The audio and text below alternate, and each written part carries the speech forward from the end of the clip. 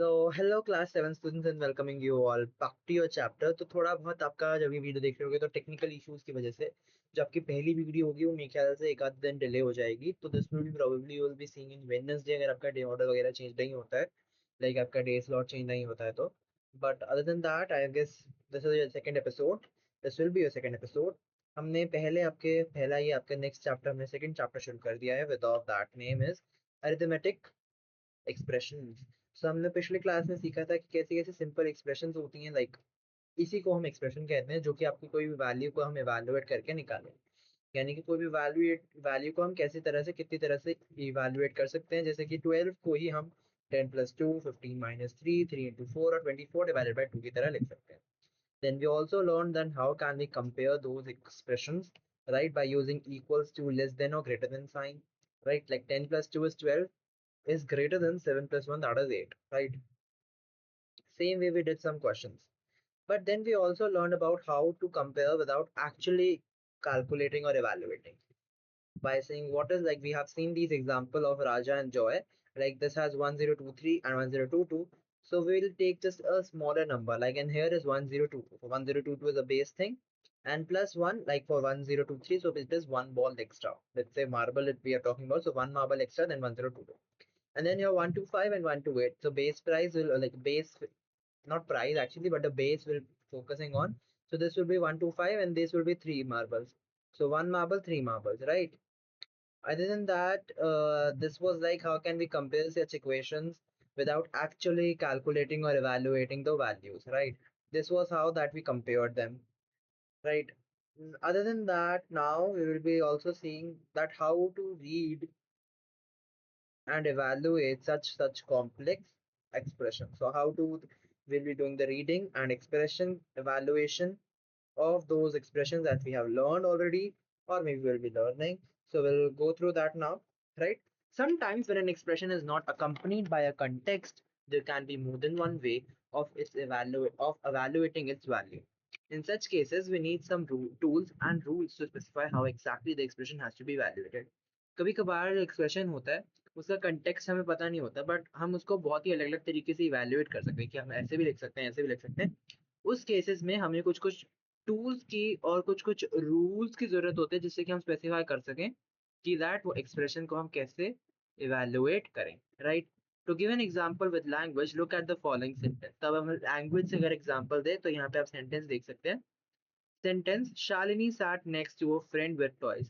तो Shalini sat next to the friend with toys, तो मतलब कि the friend has toys and Shalini sat next to her। मतलब कि जो शालिनी है वो ऐसे दोस्त के पास बैठी जिसके पास खिलौने हैं, जहाँ आप देख सकते हैं teddy bear, joker, car, ball, ये आपका horse, robot type thing. And then sentence, Shalini sat next to a friend with toys। अब यहाँ पे Shalini sat next to a friend with toys और Shalini sat next to a friend with toys was same thing, but यहाँ पर comma नहीं था और यहाँ पर कॉमा था। तो मतलब कि शालिनी जब बैठी, Shalini sat next to a friend, यहाँ पर विद मतलब कि वो बैठी है ऐसे दोस्त के साथ जिसके पास खिलौने हैं। अब यहाँ पे क्या है, शालिनी एक दोस्त के पास बैठी है खिलौने लेकर, right? So Shalini has the toys and she sat next and she sat with them next to her friend. तो मतलब कि उसके पास खिलौने थे और वो उसके साथ ही बैठी है अपने फ्रेंड के पास, ओके? अब यहाँ पे है the sentence without the punctuation could have been interpreted in two different ways। मतलब कि पंक्चुएशन की वजह से इसको हमने दो अलग अलग तरीके से लिया, कि पंक्चुएशन मतलब कॉमा की वजह से हमने इसको दो तरह कर लिया। इसी तरीके से the appropriate use of comma specify how the sentence has to be understood. मतलब हम कॉमा कहाँ लगा रहे हैं कहाँ नहीं लगा रहे हैं, उससे हमें सेंटेंस की मीनिंग का उसका समझ में आता है कि what that sentence is explaining us. उससे हम लोग सेंटेंस हमको क्या समझ में आता है। So now let us see an expression that can be evaluated in more than one way। ऐसे ही हम अब एक एक्सप्रेशन यानी कि अब मैथमेटिकल टर्म्स हम देखते हैं कि एक्सप्रेशन को हम कैसे इवेल्युएट कर सकते हैं एक से अधिक तरीकों से। Alright, so example number 4, let's read example number 4। Malesh brought 30 marbles to the playground। Arun brought 5 bags of marble with 4 marbles in each bag। Okay, how many marbles did Malesh and Arun bring to the playground? अब मलेश जो लेके आया वो सीधा सीधा उसने बात की कि मैं 30 मार्बल्स लेके आया हूँ। अब अरुण जो लेकर आया 5 बैग लेकर आया मार्बल्स के, जिसमें हर एक बैग में 4 मार्बल्स हैं। है ना। अब मलेश ने समराइज कर दिया कि मलेश ने कहा मेरे 30 और तेरे 5 इंटू 4 जितने तेरे हुए वो। अब without knowing the context behind this expression, Purna found the value of this expression to be 140। मतलब कि पूर्णा ने इसका एक्सप्रेशन जाने बिना, इसका कॉन्टेक्स्ट जाने बिना कि भैया कि मलेश के तो 30 थे और अरुण के, Arun was the name right, या अरुण 5 बैग में 4 4 लेकर आया है। उसने इस एक्सप्रेशन को 140 कर दिया। कैसे? क्यों? क्योंकि पूर्णा ने पहले 30 को 5 से ऐड किया, यानी कि 30 को 5 से ऐड किया, दैट बिकेम 35, एंड देन उस 35 को मल्टीप्लाई कर दिया 4 के साथ, राइट। मतलब कि 30 प्लस 5 किया 35, and then 35 into 4 that became 140। तो पूरा ने ऐसे कर दिया। Then Malesh found the value of this expression to be 50। उसने फिर 50 फाइंड किया मलेश ने, वैल्यू की टोटल 50 है। क्यों? क्योंकि उसने पहले 5 एंड 4 को किया मल्टीप्लाई। उससे हमारा आंसर क्या आ जाएगा? उससे हमारा आंसर आएगा 20। ऑलराइट, एंड देन आपका जो 20 है that added to 30, so 20 plus 30 became 50, so Malesh ने 50 काउंट किया, which was kind of correct. In this case Malesh is right, but why did Purna get it wrong? तो इस case में मलेश जो था वो सही था, but पूर्णा कैसे गलत हुई? So by just looking at this expression 30 plus 5 into 4, it is not clear whether we should do addition first or multiplication. So just as punctuation marks are used to resolve confusion in language, brackets and notation of terms are used in mathematics to resolve confusion in evaluating expression. तो अब जैसे हमने ऐसे ही दे दिया कि multiply भी दे दिया plus भी दे दिया, अब हमें समझ नहीं आ रहा है कि मल्टीप्लाई पहले करें कि plus, because she didn't know the context of that. But इसको एक समझाने का तरीका, जैसे लैंग्वेज में दे रहा है punctuation, full stop, question mark, है ना, फुल स्टॉप, क्वेश्चन मार्क, और क्या भी हमने कॉमा भी पढ़ा, कॉमा। तो ये सारे जो क्वेश्चन चीजें होती हैं, पंचुएशन होती हैं, इससे इससे हमें क्या चीज मिलती है? इससे हमें ये चीज पता लगती है कि that things, these things are making language easy to understand. Same way mathematical expression को इजीली अंडरस्टैंड करने का तरीका क्या है कि we use such kind of stuff in maths as well, that is brackets. तो हम ब्रैकेट्स का यूज करेंगे जिससे कि we can easily solve these expressions into much easier manner, right, जो कि कोई भी सॉल्व कर पाएगा अगर उसके ऐसे एक्सप्रेशन दिए जाएंगे, right. Now let's study brackets and expression. In this expression, to find the number of marbles 30 plus 5 into 4, we had to first multiply 5 and 4 and then add this product to 30. This order of operation is clarified by the use of bracket, sorry. तो मतलब कि अब जो ही हमने expression लिया था ना अभी 30 प्लस 5 इंटू 4 का, हमने उसी को ब्रैकेट में किया। अब इसमें 5 इंटू 4 को पहले हमको इंटू करना है, तो that is why we made bracket like outside of 5 and 4. So 30 plus 5 and 4. And when we are evaluating an expression having brackets, we need to first find the values of the expression inside the brackets before performing other operation. यानी कि जब हम एक ऐसे expression कर रहे हैं जिसमें ब्रैकेट्स हैं, तो हमें उसमें पहले स्टार्टिंग में एक्सप्रेशन जो है ब्रैकेट्स के उसको निकालना है। देन हम कोई और ऑपरेशन या कोई और चीज हम करें, मतलब ऑपरेशन इन द सेंस कोई और प्लस माइनस जो भी करें, उससे पहले जो ब्रैकेट में चीजें we have to solve that first, है ना। So in the above expression, we first find the value of 5 into 4. तो पहले हमने 5 into 4 का value निकाला and then we added, right? So the expression है 30 plus 5 into 4, 30 plus 20, that became 50. Now we are doing example number 5 here. There is Irfan. Irfan bought a pack of biscuits for 15 rupees and a packet of 2 dal for 56. He gave the shopkeeper 100. Write an expression that can help us calculate the change Irfan will get back from the shopkeeper. तो अब हमको बताया गया कि इरफान ने 15 रुपए का biscuit का पैकेट लिया एंड एक तूर दाल का पैकेट लिया, that costed him 56 rupees, right. अब उसने शॉपकीपर को 100 रुपए दिया, यानी कि ही गेव शॉपकीपर 100 रुपीज। अब हमें इसी का एक्सप्रेशन लिखना है, we have to write this expression only. So for the change, right, for the change money. So Irfan spent 15 on the biscuit packet and 56 on the two dal. So the total cost क्या हो जाएगा? 15 plus 56, right? अब उसने कितने दिए shopkeeper को? He gave 100. So he should get back 100 minus the total cost. मतलब कि उसने 100 दिए, तो 100 में से जितना उसने उसकी चीजें थी, कॉस्ट थी उसकी, सो पहले 100 माइनस 15 प्लस 56। तो अब हमें इसमें से, अब इसमें से अगर मैं देखूं तो मैं पहले 100 में से 15 माइनस कर सकता हूँ, उसके बाद 56 प्लस कर दूं, और else I can also do कि 100 में से पहले मैं 15 प्लस 56 प्लस करूं एंड देन मैं माइनस करूं। हम इसमें करेंगे क्या? What is the correct thing to do? So can be first subtract 15 from 100 and then add 56। हमें उससे 141 मिल जाएंगे। अगर मैंने जैसे बोला ना 100 माइनस 15 करें फिर हम 56 का ऐड करें, तो उससे हमें 141 मिल जाएंगे। और वो ऑब्वियसली वो है क्यों, क्योंकि जो शॉपकीपर है हमने उसको ज्यादा, उससे जो हमें मनी वापस करेगी वो ज्यादा है देन हमने जितनी उसको मनी दी है फॉर चेंज। तो obviously we need to use bracket first, and यहाँ पे यानी कि 15 और 56 की पहले एडिशन करेंगे, that is why then bracket लगेगा। So 100 minus 15 plus 56, and evaluating this expression within the bracket first, we get 100 minus 71, which is 29. So we'll get back 29 only. ठीक है, तो मतलब हमें 100 minus 15 plus 56 करने से we got 29 as your change. Okay, आगे चलते हैं। टर्म्स एंड एक्सप्रेशन, तो let's do terms and expression कि टर्म्स कैसे हम लिखते हैं। Suppose we have expression 30 plus 5 into 4 without any bracket, does it have no meaning? क्या मतलब अगर हमने ऐसे किया कोई मीनिंग नहीं है? जब ऐसे एक्सप्रेशन होते हैं जिसमें मल्टीपल ऑपरेशन हो, मतलब एक से ज्यादा ऑपरेशन हो, एंड जो ऑर्डर है यानी कि हमें कैसे ऑपरेशन को सॉल्व करना है वो ब्रैकेट से स्पेसिफाई नहीं है, या कोई भी नोटेशन वगैरह नहीं है, मतलब कोई ब्रैकेट से नहीं है, हमने समझ नहीं आ रहा क्योंकि कर रहे हैं क्योंकि ब्रैकेट्स नहीं है, तो हमको उसकी ऑर्डर भी नहीं पता कि हमें पहले क्या सॉल्व करना है पहले क्या करना है, तो that is what we are talking order of operation, we don't know by, मतलब हमें ब्रैकेट से हमें पता नहीं लग रहा। तो उसमें हम क्या करते हैं, उसमें we use the notation of terms, कि हम उसमें टर्म्स की नोटेशन यूज करते हैं जिससे कि हमें समझ में आए, राइट? अब टर्म्स क्या है? Terms are the part of an expression that are separated by a plus sign, मतलब कि टर्म्स ये होती हैं जो एक पार्ट ऑफ एक्सप्रेशन होती हैं जो कि प्लस साइन एडिशन साइन से सेपरेट होती है। जैसे कि 12 प्लस 7 जो टर्म है 12 प्लस 7, उसको हम 12 प्लस 7, तो ये 12 के बीच में ऐसे सर्कल काइंड ओवल टाइप बना दें प्लस 7। अब ये क्या चीज बन गई?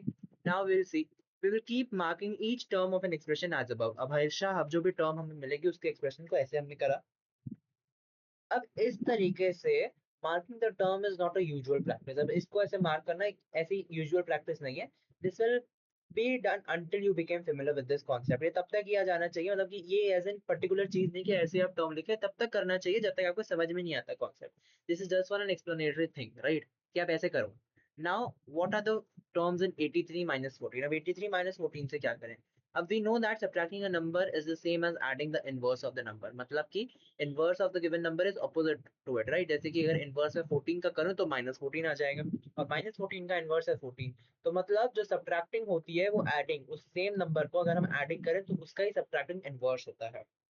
ठीक है, third subtracting 14 from 83 is the same thing as -14 to 83, alright? मतलब कि अगर हम 14 माइनस 83 माइनस 14 कर रहे हैं, तो मतलब कि अगर हम -14 को ऐड भी कर देंगे 83 से तो that will be the same thing. क्यों? क्योंकि आपका जो 80, I will write if it is needed, तो आपका 83 जो है ना, जब हम उसको यहाँ पे प्लस साइन करते हैं, यहाँ पे माइनस आ जाता है ना, -14, तो प्लस माइनस आपका बनाता है साइन माइनस ही, जिससे कि आपका क्या आ जाएगा 83 minus 14, that is the same thing. तो the terms of the expression 83 minus 14 are 83 and -14, तो मतलब जो टर्म आपके इसके निकल गए हैं वो क्या है? That is 83 and -14, right? वही टर्म निकल गए हैं जो हमने मतलब कि अभी इन्वर्स करके काइंड ऑफ निकाले थे। am I right? 83 minus 14 ही हमने निकाला, and that is the same thing जो भी मैंने यहाँ पे समझाया था ना इधर लाइन में, तो वही सेम चीज निकल गई है। Right now यहाँ पे क्वेश्चन है kind of I guess, check if replacing subtraction by addition in this way does not change the value of expression by taking different examples। तो मतलब हम डिफरेंट डिफरेंट एग्जांपल देख के देख सकते हैं कि चेक कर सकते हैं कि अगर हम सब्ट्रैक्शन का एडिशन से रिप्लेस कर दे तो वैल्यू की एक्सप्रेशन नहीं बदलती है। तो let us take some numbers I guess, then we may get it, है ना? Let's say 12 and 6, alright? सो 12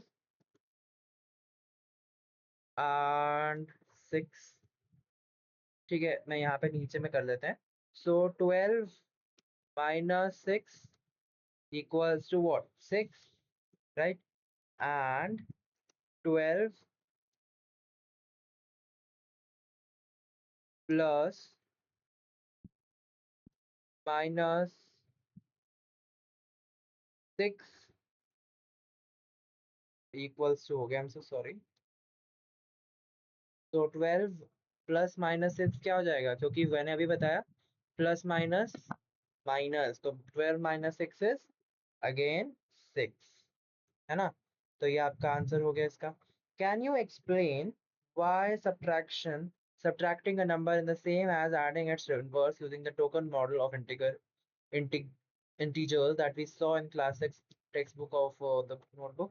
तो इसके लिए आप जो आपका ये चैप्टर था उसके आप रेफर कर सकते हो, that why guess was chapter number 10, जो कि आप अपने क्लास 6 में सीख चुके होगे। और अगर आपने नहीं भी सीखा तो मे बी हमारी क्लास 6 की वीडियो आ गई होगी या आने वाली है आई गेस मैथ्स की, तो उसमें भी आप ये पढ़ सकते हो, जो भी 6 क्लास का मैथ्स दे टेकिंग, है ना। We will be seeing that. और उसमें भी आप समझ सकते हो इसका जो मैंने अभी चीज़ यहाँ पे बताई। जब तक आप लोग ये देखोगे तब तक तो नहीं, 10th चैप्टर है आई गेस उसका, so may be you will see it. लेकिन आपका जो ये है subtracting a number is the same as adding its inverse, वो आप इंटीजर्स में सीख के आए हो, राइट। तो आप उसको याद करके उसको रिमेंबर करके यू कैन डू दिस, है ना दोस्तों। You should try this and go back to your class 6 and see it. Okay, now I'm going this way. That is, आगे all subtraction in an expression are converted to addition in this manner to identify the terms.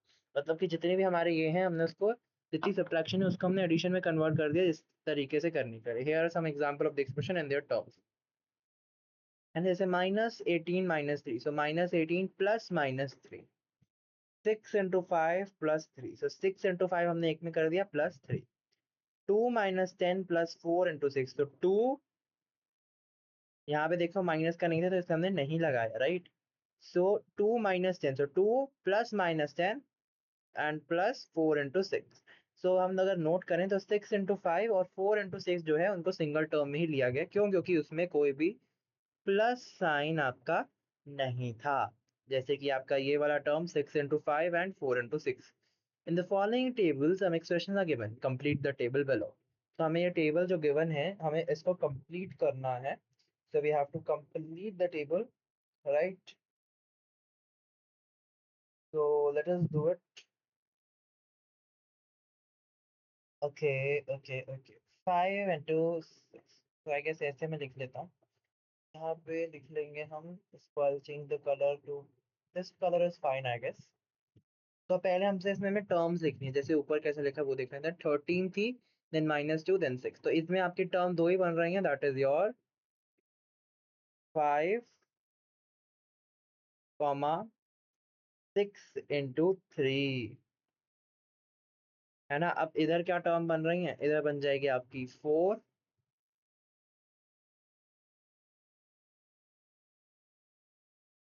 4,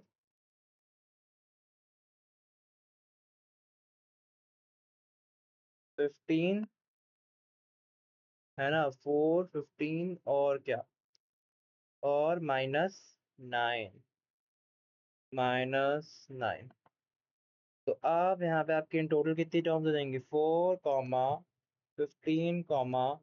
-9। यहाँ पे अब आपके पास है 23, सो 2 3 23, then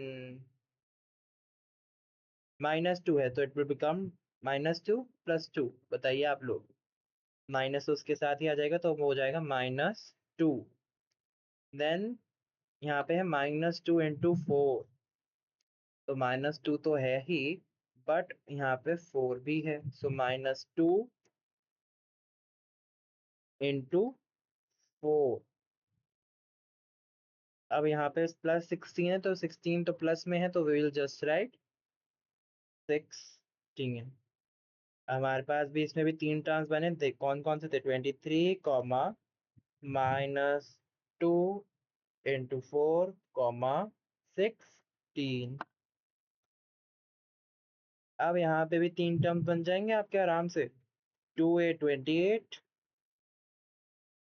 1 9 19, and -8 का तो हम सीधा सीधा -8 ही ले लेंगे।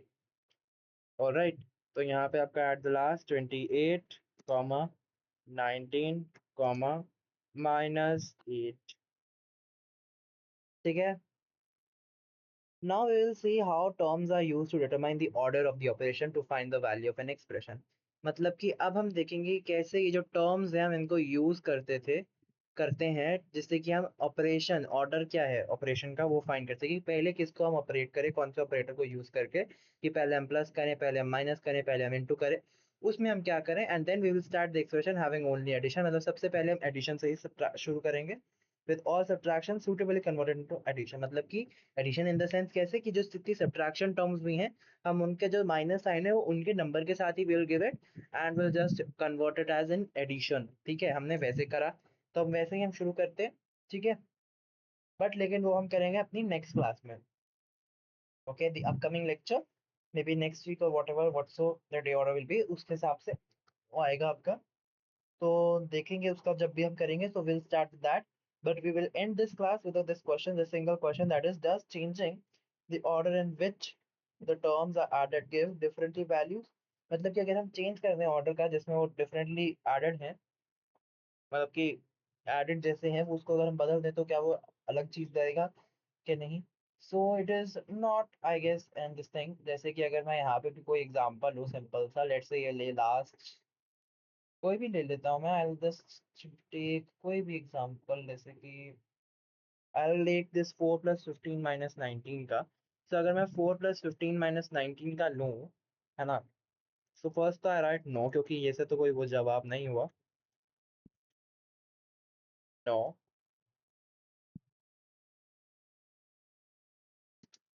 तो वाई सो नो, क्यों, क्योंकि 4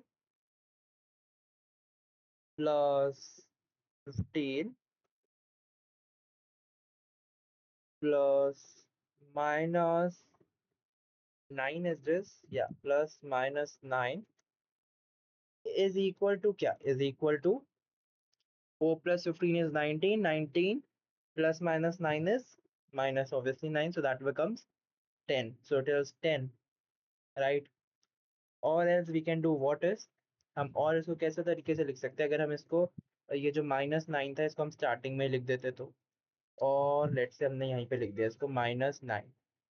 ठीक है, देन हमने किया +4, -9 + 4 -5 हुआ, प्लस अब हम कर देते हैं 15, -15 + 5 -5 + 15 क्या हो जाएगा आपका, -5 + 15, 15 - 5, that again becomes your same value, that is 10। तो मतलब कि अगर हम इसमें जो वैल्यू जो है हमारी जो डिफरेंट वैल्यूज हैं, अगर हम उसमें ऐड अलग से कर दें, मतलब कि अलग अलग उसने डिफरेंटली ऑर्डर में ऐड कर दें, तो भी उसमें कोई भी आपका चेंज आपको नहीं दिखेगा। आज की वीडियो में बस इतना है। आगे का जो टॉपिक है स्वैपिंग एंड ग्रुपिंग, वो हम नेक्स्ट एपिसोड में देखेंगे।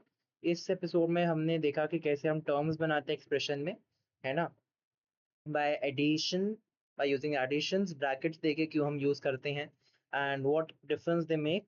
This was our episode number 2 if I'm not wrong. I haven't written at start, so I'm writing now. Episode number 2. I'll meet you all again with episode number 3 very soon and our same channel. So do cover this chapter for video 1 as well, for video 2 as well. Till then, bye bye, and I'll meet you soon with our very next video.